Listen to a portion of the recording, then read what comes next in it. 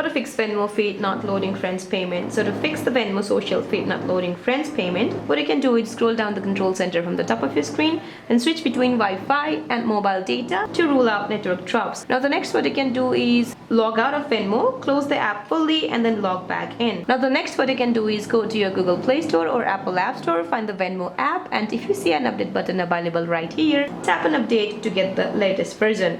Now if you are on Android device, go to your device settings, then find apps and then find Venmo from the list, then go to its stories and then tap clear cache at the bottom right. Now the next what you can do is, if you are an iOS device, you have to upload the app because iOS does not have a clear cache button. Now on your iOS device, go to settings, then go to general. Now tap iPhone stories, then find Venmo from the list or tap on the search bar at the bottom and then search for Venmo. Then tap upload app. Now to confirm, tap upload app one more time. Once you do that, you will see reinstall app button right here. Tap on the reinstall app button or just go to your Apple App Store, find the Venmo app and then reinstall it from there. So that's it for this video guys. I hope this video is helpful. Please don't forget to like and subscribe. See you in my next video.